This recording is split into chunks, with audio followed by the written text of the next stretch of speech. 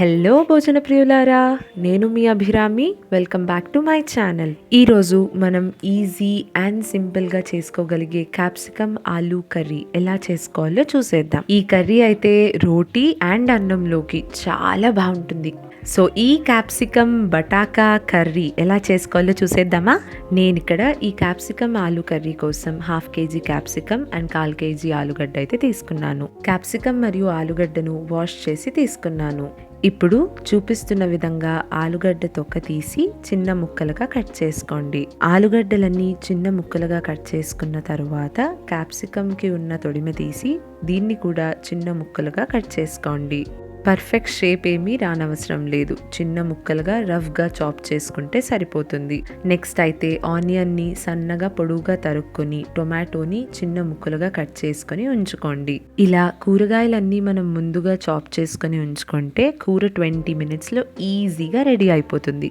Next అయితే ఒక బాణలి పెట్టుకొని అందులోకి కొద్దిగా నూనె వేసుకొని అందులో ఆవాలు, జీలకర్ర, నువ్వులు, శనగబేడలు, ఉద్దిబేడలు, ఇంగువ, కరివేపాకు అన్నీ వేసుకొని బాగా ఫ్రై అవ్వనివ్వండి. కరివేపాకు ఫ్రై అయ్యాక అందులోకి పొడువుగా సన్నగా తరిగి పెట్టుకున్న ఆనియన్ని వేసుకోండి. ఆనియన్ కలర్ మారి బ్రౌన్ కలర్లోకి వచ్చాక అందులోకి ముక్కలుగా తరిగి పెట్టుకున్న టొమాటోలను వేసుకొని కొద్దిగా ఉప్పు వేసుకొని మూత పెట్టుకొని మగ్గించుకోండి.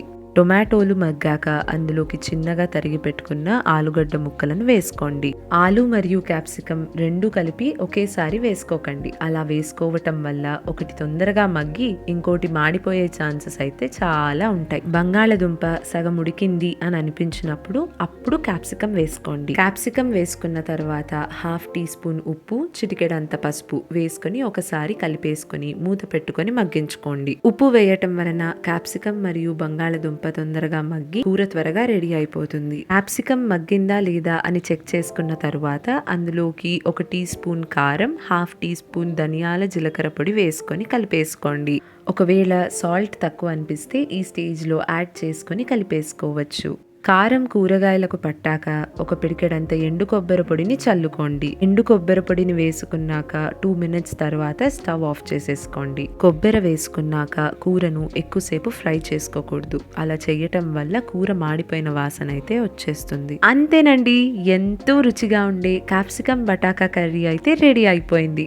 ఎప్పుడైనా ఎక్కువగా మసాలా లేని కూర వండుకోవాలనుకుంటే ఒక్కసారి ఈ సాత్వికంగా ఉండే క్యాప్సికమ్ బటాకా కర్రీని అయితే తప్పకుండా వండుకోండి. మరి రెసిపీ నచ్చినట్లయితే మీరు ఒకసారి ట్రై చేసి మీకు ఎలా కుదిరిందో మాకు తెలియజేయండి. మీ ఫ్రెండ్స్ అండ్ ఫ్యామిలీ మెంబర్స్తో తప్పక షేర్ చేసుకోండి. సరే అండి, మరి ఇంకో వీడియోలో మళ్ళీ కలుద్దాం. ఇట్లు మీ అభిరామి.